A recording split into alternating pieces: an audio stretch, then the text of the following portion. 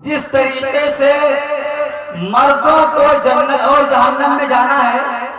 اسی طریقے سے عورتوں کو بھی جنت اور جہنم میں جانا ہے اپنے اپنے اعمال کے مطابق۔ صدر محترم، معزز و معطر علماء کرام، بزرگوں اور نوجوانوں،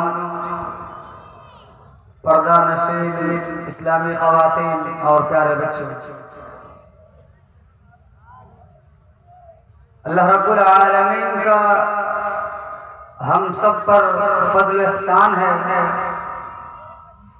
کہ اللہ رب العالمین نے ہم سب کو اس بابرکت مجلس میں شرکت کی توفیق بخشی۔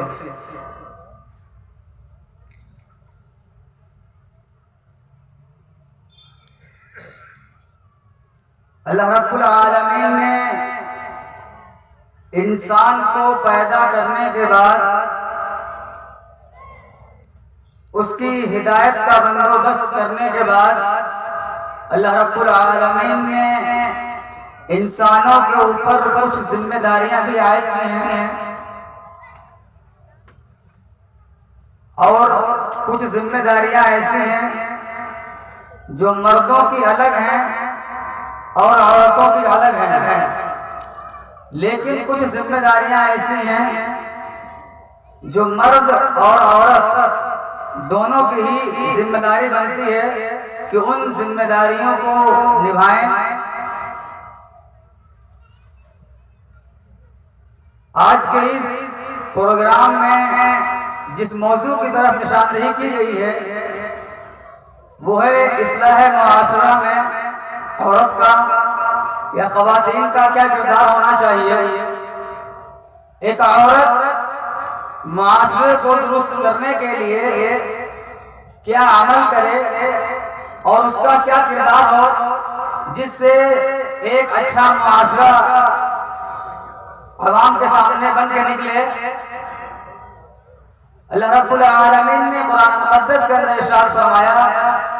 من عمل صالحا من ذکر او انثى وهو مؤمن، کہ جو بھی مومن مرد یا عورت نیک عمل کرتا ہے فَلَنُحْيِيَنَّهُ حَيَاةً طَيِّبَةً، تو اللہ رب العالمین اس کو بہترین زندگی عطا کرتا ہے۔ وَلَنَجْزِيَنَّهُمْ أَجْرَهُمْ بِأَحْسَنِ مَا كَانُوا يَعْمَلُونَ، اور اس کو اللہ رب العالمین کہتا ہے کہ ہم اچھا بدلہ اس کو دیتے ہیں۔ جب اس آیت کریمہ کے اوپر ہم غور کریں گے تو ہمیں دو باتیں ملتی ہیں۔ پہلی بات یہ ملتی ہے کہ اللہ رب العالمین نے اس آیت کریمہ کے اندر مرد اور عورت دونوں سے ہی ایک ہی عقیدہ طلب کیا ہے، یعنی جو عقیدہ مرد سے مطلوب ہے وہی عقیدہ عورت سے بھی مطلوب ہے۔ اب اس آیت کو پڑھنے کے بعد ہمارے ذہن میں یہ سوال آ سکتا ہے کہ اس آیت کے اندر عقیدہ کا ذکر ہے نہیں، اس آیت کریمہ کے اندر عمل صالح کا ذکر ہے، تو اللہ رب العالمین کو مرد اور عورت دونوں سے اچھے عقیدے کی طلب کیوں؟ اللہ رب العالمین نے کہا من عمل صالحا، یعنی یہ جو عمل کے ساتھ صالح کا لفظ لگا ہوا ہے یہ اس بات کی دلیل ہے کہ اللہ رب العالمین کو عقیدے کے درستگی یا انسان کا اچھا عقیدہ اللہ کو مطلوب ہے۔ کیوں؟ اگر ہمارا عقیدہ درست نہیں ہے تو ہمارے کیے ہوئے اعمال یہ صالح نہیں ہو سکتے۔ جب تک کہ ہمارا عقیدہ درست نہ ہو اس وقت تک ہمارا عمل یہ صالح نہیں ہو سکتا۔ اور دوسری بات اللہ نے اس آیت کریمہ کے اندر غور کرنے سے جو ہم کو پتہ چلے گی وہ یہ بتلائی کہ سزا اور جزا ان دونوں چیزوں میں مرد اور عورت دونوں برابر ہیں۔ جس طریقے سے مردوں کو جنت اور جہنم میں جانا ہے اسی طریقے سے عورتوں کو بھی جنت اور جہنم میں جانا ہے اپنے اپنے اعمال کے مطابق۔ تو یہ دو چیزیں اس آیت سے ہم کو معلوم ہوتی ہیں کہ انسان کا عقیدہ اور اس کی درستگی یہ نہایت ہی ضروری ہے عمل صالح کے لیے، اور معاشرے کے اصلاح کے لیے یہ ضروری ہے کہ عمل صالح کو انجام دیا جائے۔ معلوم یہ ہوا کہ انسان کو اگر یہ چاہیے کہ اس کا معاشرہ خوشگوار ہو جائے، اس کے معاشرے سے بے رحمی دور ہو جائے، اس کے معاشرے سے بگاڑ ختم ہو جائے، تو پہلے اپنا عقیدہ درست کرنا ہوگا، کیونکہ عقیدے کی درستگی پر ہمارا عمل درست ہوتا ہے۔ چونکہ آج کے موضوع میں معاشرے کو خواتین کس طرح سے سدھاریں، اس موضوع پہ گفتگو کرنی ہے، تو اب ہمیں یہ بات بھی جاننی ہوگی کہ شریعت اسلامیہ کے اندر اللہ اور اس کے رسول کی نگاہ میں عورت کا کیا مقام ہے، عورت کو کیا کہا گیا ہے۔ اللہ کے رسول صلی اللہ علیہ وسلم نے ارشاد فرمایا ان الدنیا کلھا متاع، اس دنیا کے اندر ہم نظر اٹھا کر دیکھتے ہیں، ہماری نظر جہاں تک جاتی ہے یہ پورا کا پورا سامان ہے، لیکن بہترین سامان کیا ہے؟ وَخَيْرَ مَتَاعِ الدُّنْيَا الْمَرْأَةُ الصَّالِحَةُ، ایک نیک عورت، صالحہ عورت بہترین مال ہے، اور اس دنیا کے اندر جتنا مال ہے سب سے بہتر ہے۔ اب ایک سوال اور آئے گا کہ عورت جس کو کہا گیا کہ یہ بہترین مال ہے، یہ بہتر اور اچھی بنتی کیسے ہے؟ کیونکہ کسی چیز کو جاننے کے لیے یہ چیز بھی جاننی ہوتی ہے کہ وہ چیز وجود میں آتی کیسے ہے۔ تو عورت کیسے بنتی ہے؟ ایک اچھی عورت، اس کو صالحہ کا نام کب ملتا ہے؟ اللہ کے رسول صلی اللہ علیہ وسلم کی ایک حدیث سے دیکھ لیتے ہیں، فَلَمَّا نَزَلَتْ وَالَّذِينَ يَكْنِزُونَ الذَّهَبَ وَالْفِضَّةَ، جب یہ آیت نازل ہوئی وَالَّذِينَ يَكْنِزُونَ الذَّهَبَ وَالْفِضَّةَ کہ جو لوگ سونے اور چاندی کو جمع کر لیتے ہیں اور اللہ کی راہ میں خرچ نہیں کرتے، تو اس وقت صحابہ کرام کہتے ہیں، راوی حدیث کہتے ہیں قال كنا بعد اسفاره کہ ہم نبی کریم صلی اللہ علیہ وسلم کے بعض سفر میں سے تھے، فقال بعض اصحابه ما انزل في الذهب والفضة کہ سونے اور چاندی کے بارے میں جو کچھ بھی نازل ہوا یہ بات تو ہم جانتے ہیں، اس کو خرچ کہاں کرنا ہے۔ لو علمنا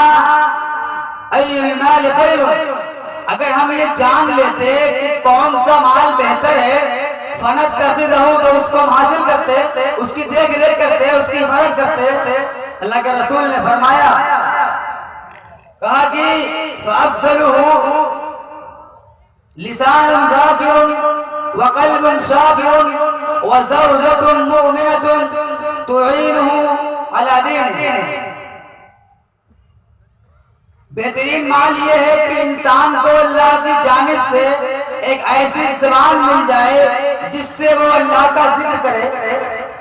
اور ایسا دل مل جائے جس سے اللہ کا شکر ادا کرے، فراوانی کے عالم میں بھی اللہ کا شکر ادا کرے، اور جب تنگی کا عالم ہو تب بھی اللہ کا شکر ادا کرے، اور کسی بھی وقت اور کسی بھی طرح سے اس کی زبان سے ناشکری کے الفاظ ادا نہ ہو، اور اس کی زندگی کے بسر کرنے سے کسی بھی ادا سے ناشکری ظاہر نہ ہو، اور ایسی عورت اس کو مل جائے، ایسی بیوی مل جائے جو اس کے دین پر اس کی مدد کرے۔ اس حدیث سے بات معلوم ہوتی ہے کہ ایک عورت نیک اور صالحہ اس وقت بنتی ہے جب وہ اپنے مرد کی، اپنے شوہر کی، اس کے دین کے اوپر مدد کرے۔ تو یہ مدد کیسے کرنی ہے، اس کا بھی راستہ ہمیں شریعت اسلامیہ نے بتایا ہے۔ اللہ کے رسول صلی اللہ علیہ وسلم کے پاس جب جبریل علیہ السلام وحی لے کے نازل ہوتے ہیں، اس وقت آپ صلی اللہ علیہ وسلم بہت پریشان ہوتے ہیں، پریشانی کا عالم ہوتا ہے، حدیث کے الفاظ ہیں فرجع الی خدیجہ، اللہ کے رسول صلی اللہ علیہ وسلم خدیجہ الکبریٰ کے پاس دوڑے دوڑے آتے ہیں اور یرجف فؤادہ، اس عالم میں آتے ہیں کہ ان کا دل گھبرایا ہوا ہوتا ہے، وہ پریشانی کے عالم میں ہوتے ہیں. پھر آتے ہیں اور کہتے ہیں زملونی زملونی، مجھ کو چادر اڑا دو. فزملا، پھر اللہ کے رسول کو چادر اڑا دی جاتی ہے. اس کے بعد فلما سری عنہ، جب وہ پریشانی وہ دقت اللہ کے رسول سے دور ہو جاتی ہے تو پھر کہتے ہیں اما عائشہ سے لقد اشفقت علی نفسی بلاء، لقد اشفقت علی نفسی بلاء، مجھے ایسا محسوس ہو رہا تھا کہ میری جان کے اوپر مصیبت نہ آ پڑے. مجھے ایسا محسوس ہو رہا تھا کہ میری جان کے اوپر مصیبت نہ آ پڑے، میری جان نہ چلی جائے، میں اس دنیا کو الوداع نہ کہہ دوں. پھر خدیجہ الکبریٰ کہتے ہیں جناب محمد رسول اللہ سے کہ اللہ آپ کو برباد نہیں کرے گا، اللہ آپ کو پریشانی کے عالم میں نہیں چھوڑے گا. فواللہ لا یخزیک اللہ ابدا، کبھی بھی آپ کو اللہ پریشان نہیں کرے گا، پریشانی کے عالم میں نہیں ڈالے گا. کیونکہ آپ جب بھی بات کرتے ہیں، سچی بات کرتے ہیں، صلہ رحمی کی بات کرتے ہیں اور غریبوں کا، کمزوروں کا سہارا بنتے ہیں، ان کا بوجھ اٹھاتے ہیں. اس حدیث سے ہمیں بہت ساری باتیں معلوم ہوتی ہیں. پہلی بات تو یہ معلوم ہوتی ہے کہ جب کبھی شوہر باہر سے گھر کے اندر داخل ہو تو سب سے پہلے عورت کو یا بیوی کو ان کی خیریت لینی چاہیے، ان کا حال پوچھنا چاہیے، اور جس عالم میں بھی آئے ہیں اگر وہ پریشانی کے عالم میں نہ دیکھے تو ان کو تسلی دے اس بات سے کہ اللہ رب العالمین آپ کو کسی مصیبت میں نہیں ڈالنا چاہتا، بلکہ اللہ رب العالمین کے جو اللہ نے راستہ بتایا ہے اس راستے کے اوپر آپ چلیے، اس کو اپنائیے. جو طریقہ کار جناب محمد رسول اللہ نے صحابہ کرام کو سکھلایا ہے، امت کو سکھلایا ہے، اس کے اوپر آپ چلتے رہیے اور آپ کبھی بھی خسارے میں نہیں جائیں گے. یہ ہے دین کے اوپر مدد کرنا، یعنی اس کا شوہر پہلے سے ہی دیندار ہو اور پریشانی کے عالم میں آ کر کے وہ اللہ کی رحمت سے نا امیدی کی طرف نہ پہنچ جائے. اس لیے اللہ کا ذکر اور اس کے ذکر کی طرف رغبت دلانا یہ ایک نیک عورت کی پہچان ہے. اسی سے عورت نیک ہوتی ہے، اور جب عورت کے اندر یہ کردار، یہ عادات آئیں گے تو اس عورت کے طرف سے جو بچے ہیں ان بچوں کو بھی اس کی رہنمائی ملے گی اور وہ بھی بڑے ہو کر اسی طریقے سے اپنے آپ کو ڈھالنے کی کوشش کریں گے اور اللہ رب العالمین کے بتلائے ہوئے طریقے پر چلتے رہیں گے. اللہ رب العالمین نے قرآن مقدس کے اندر نیک اور بری دونوں عورتوں کا ذکر کیا ہے. سورۃ تحریم کے اندر اللہ رب العالمین ارشاد فرماتا ہے ضرب اللہ مثلا للذین کفروا امرأۃ نوح وامرأۃ لوط. اللہ رب العالمین نے کافروں کے لیے نوح اور لوط علیہ السلام کی بیوی کا ذکر کیا ہے، ان کی مثال بیان کی ہے اور کہا ہے کہ یہ دونوں بیویاں نیک اور دو نبیوں کی بیویاں ہیں، لیکن فخانتہما، ان دونوں نے اپنے شوہر سے خیانت کی، ان کے لائے ہوئے دین کو نہیں اپنایا، اس کو چھوڑ دیا. اس طرح سے انہوں نے خیانت کی تو ان کے بارے میں اللہ رب العالمین نے کہا کہ فَلَمْ يُغْنِيَا عَنْهُمَا مِنَ اللَّهِ شَيْئًا، اللہ کے عذاب سے بچ نہیں پائے، کیونکہ ان سے قیامت کے دن کہا جائے گا کہ تم دونوں جہنم کے اندر چلی جاؤ، اس میں داخل ہو جاؤ ان لوگوں کے ساتھ جو اس جہنم کے مستحق ہیں. اور دو نیک عورتوں کا بھی ذکر کیا گیا جس میں اللہ رب العالمین نے اس کی اگلی آیت میں ارشاد فرمایا وَضَرَبَ اللَّهُ مَثَلًا لِلَّذِينَ آمَنُوا امْرَأَتَ فِرْعَوْنَ، فرعون کی بیوی کا ذکر کیا، ان کی مثال اللہ رب العالمین نے قرآن مقدس کے اندر بیان فرمائی اور لوگوں کو نمونے کے طور پہ بتلایا کہ اس مثال سے عبرت حاصل کرو اور نصیحت حاصل کرو کہ یہ ایسے شخص کی بیوی ہے جو کہتا ہے ربکم الاعلی، میں ہی سب سے بڑا رب ہوں، وہ لوگوں کو سجدہ کے لیے مجبور کرتا تھا، اپنے سامنے سجدے کروایا کرتا تھا۔ ایسے شخص کی بیوی کو اللہ رب العالمین نے ایمان کی دولت سے سرفراز کیا۔ معلوم یہ ہوا کہ جب اللہ رب العالمین کسی کو ایمان کی دولت سے نوازتا ہے تو اس کے سامنے کتنا بڑا پہاڑ ہی کیوں نہ آ جائے وہ اس کو نہیں سمجھتا، اور وہ اللہ رب العالمین کے دین کے اوپر قائم رہتا ہے۔ طرح طرح کی پریشانیاں برداشت کرنے کے بعد وہ کہتی ہیں، جس کو قرآن مقدس نے محفوظ کیا ہے، کہا رب ابن لی عندک بیتا فی الجنہ، کہ اے ہمارے رب ہم نے تجھ پر ایمان لائی، میں نے اسلام کو یا میں مسلمان ہوں یا میں نے ایمان قبول کیا، اس کے بدلے میں فرعون نے مجھے طرح طرح کی سزائیں دی، مجھ کو پریشان کیا، تو اے میرے رب تم میرے لیے اپنے پاس جنت میں ایک گھر بنا دے۔ اس آیت کریمہ سے ایک بات یہ معلوم چلتی ہے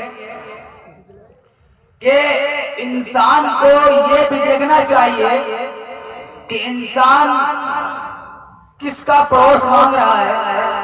کس کے پڑوس میں رہنا پسند کرتا ہے، کیونکہ صحبت کا بھی بہت زیادہ فرق پڑتا ہے۔ اسی لیے کہا گیا ہے اور بتایا گیا ہے کہ اچھے لوگوں کی صحبت کو اختیار کیا جائے۔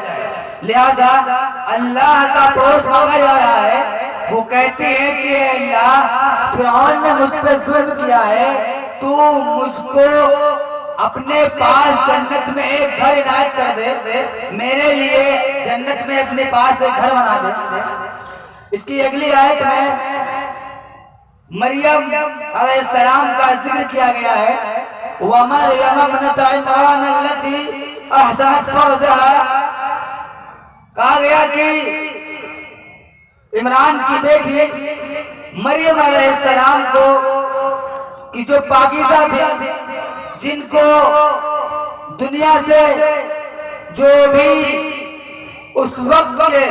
ماحول میں جی رہی تھی وہ جہالت کا دور تھا، کیونکہ جب اللہ رب العالمین نے ان کو عیسیٰ علیہ السلام نے خوشخبری سنائی تو انہوں نے کہا قالت انا یکون لی غلام ولم یمسسنی بشر ولم اک بغیا، کہ میرے پاس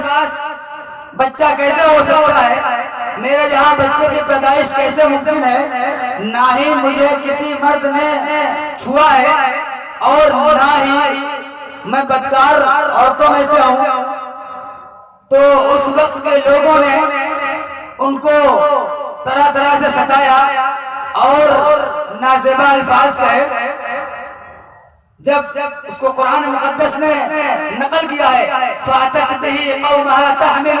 قَالُوا يَا مَرْيَمُ لَقَدْ جِئْتِ شَيْئًا فَرِيًّا، جب وہ عیسیٰ علیہ السلام کو لے کر کے آئیں تو لوگوں نے ان سے کہا کہ یہ تم نے کیا کیا، یہ تو بڑی بری بات ہے، یا اخت ہارون ما کان ابوک امرأ سوء وما کانت امک بغیہ، اے ہارون کی بہن تیرا باپ بھی نیک آدمی تھا، تیری ماں بھی نیک آدمی تھی، تو نے یہ کیا کیا۔ معلوم یہ ہوا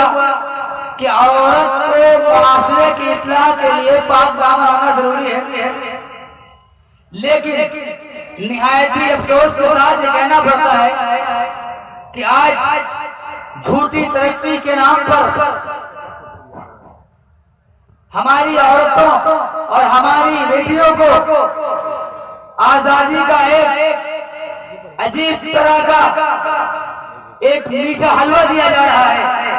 اور یہ سمجھانے کی کوششیں کی جا رہی ہیں کہ مذہب اسلام نے عورتوں کے اوپر بہت ساری پابندیاں رکھی ہیں، حالانکہ یہ بالکل بے بنیاد اور باطل بات ہے۔ شریعت اسلامیہ نے جو مقام عورت کو دیا ہے وہ نہایت ہی بہترین اور اچھا مقام ہے، کیونکہ یہ مقام عورت کو عزت بھی دیتا ہے، یہ مقام عورت کو بلندی بھی دیتا ہے، اور اس مقام اور اس مذہب اسلام کی تعلیمات کے سائے کے نیچے رہ کر کے عورت ترقی بھی حاصل کرتی ہے۔ اور اسی بے پردگی کو ختم کرنے کے لیے اللہ نے قرآن مقدس کے اندر ارشاد فرمایا وَقَرْنَ فِي بُيُوتِكُنَّ وَلَا تَبَرَّجْنَ تَبَرُّجَ الْجَاهِلِيَّةِ الْأُولَىٰ کہ معاشرے کی اصلاح اگر تم چاہتے ہو، اگر کوئی خاتون یہ بات چاہتی ہے کہ اس کے معاشرے کی اصلاح ہو جائے تو اس کو اپنا گھر لازم پکڑنا ہوگا، اور جو جہالت کے اندر ہوا کرتا تھا، جو جہالت کے اندر گزر گیا، وہ اب زمانے اسلام کے اندر نہیں ہو سکتا۔ اسی طریقے سے آگے بتایا گیا وَأَقِمْنَ الصَّلَاةَ وَآتِينَ الزَّكَاةَ، نماز کو قائم کرنا ہے، زکوٰۃ ادا کرنا ہے، وَأَطِيعُوا اللَّهَ وَرَسُولَهُ، اور اللہ اور اس کے رسول کی اطاعت کرنا ہے۔ یہ عورتوں کے بارے میں بات بتلائی گئی، یہاں پر یہ بات بتلائی گئی کہ عورتوں کو گھر کو لازم کر دینا چاہیے۔ معلوم یہ ہوا کہ بلا ضرورت بے پردگی کے ساتھ خاتون کو گھر سے باہر نہیں نکلنا ہے، ساتھ ساتھ نماز کی پابندی کرنا ہے، کیونکہ نماز ہی ایسی چیز ہے ان الصلاۃ تنہی عن الفحشاء والمنکر، نماز ہی ایک ایسی چیز ہے جو لوگوں کو، جو انسانیت کو برائی سے اور تمام منکر باتوں سے روکتی ہے۔ تو اگر معاشرے کی اصلاح ہم چاہتے ہیں تو ہمیں نماز کو قائم کرنا ہوگا۔ نماز پڑھ لینا اور نماز قائم کر لینا، ان دونوں میں تھوڑا سا فرق ہوتا ہے۔ نماز پڑھ لینے کا مطلب ہے وقت ملا اور نماز کو ادا کر لیا، نماز پڑھ لیا، لیکن نماز قائم کا مطلب یہ ہوتا ہے کہ جہاں بھی جس بھی حال میں انسان ہو اس کو تمام کام چھوڑ کر کے نماز کو ادا کرنا ہے، جس طرح سے نماز کو ادا کرنے کا حق ہے۔ تو نماز ادا کرنے سے ہمارے اندر سے برائیاں ختم ہوتی ہیں، اسی لیے عورت کو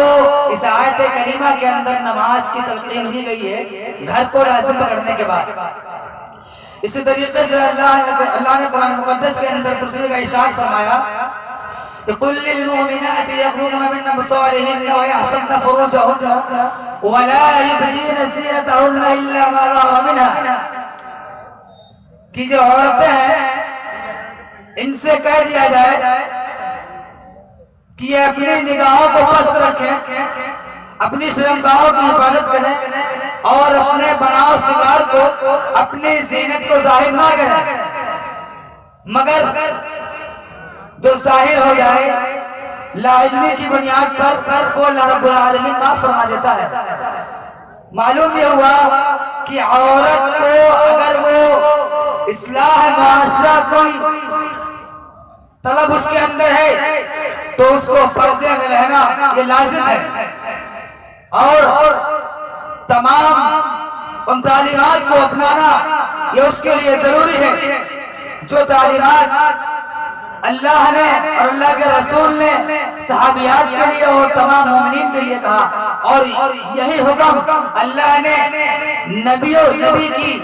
بیوی یعنی ہم سب کی ماؤں کے لیے کہا قُلْ لِلْمُؤْمِنِ یا ایھا النبی قل لازواجک وبناتک ونساء المؤمنین یدنین علیہن من جلابیبہن، کہ اے نبی آپ اپنی بیویوں سے کہہ دیں، مومنہ عورتوں سے کہہ دیں، اپنی بیٹیوں سے کہہ دیں کہ وہ اپنے اوپر ایک چادر کو ڈال لیا کریں جس سے ان کا سطر چھپ جائے۔ معلوم یہ ہوا کہ اگر عورت معاشرے کی اصلاح چاہتی ہے تو اس کو اپنے آپ کو ڈھانپنا ہوگا، اس کو اپنے آپ کو پردے میں رکھنا لازم ہوگا، اور پردے میں رہ کر کے اسلام اس کو ترقی سے نہیں روکتا، مذہب اسلام کسی عورت کو تعلیم حاصل کرنے سے نہیں روکتا، اور تعلیم حاصل کرنا بھی ضروری ہے، کیونکہ اگر ہمارے پاس علم نہیں ہے، اگر ہمارے پاس تعلیم نہیں ہے، ہم تعلیم سے بہرور نہیں ہیں، تو ہم اچھے اور برے کی تمیز نہیں کر سکتے۔ لہذا ہم کو تعلیم بھی حاصل کرنا ہے، علم بھی حاصل کرنا ہے، اور اپنی عزت کو بھی محفوظ رکھتے ہوئے اپنی زندگی کو اعمال صالحہ کے ساتھ اور اعمال صالحہ کے جو راستہ بتایا گیا ہے ان پر چلتے ہوئے اپنی زندگی کو گزارنا ہے۔ اللہ رب العالمین سے دعا ہے الہ العالمین ہم تمام لوگوں کو اپنے معاشرے کی اصلاح کرنے کی توفیق عطا فرمائے، آمین۔ وآخر دعوانا ان الحمدللہ رب العالمین، والسلام علیکم ورحمۃ اللہ وبرکاتہ۔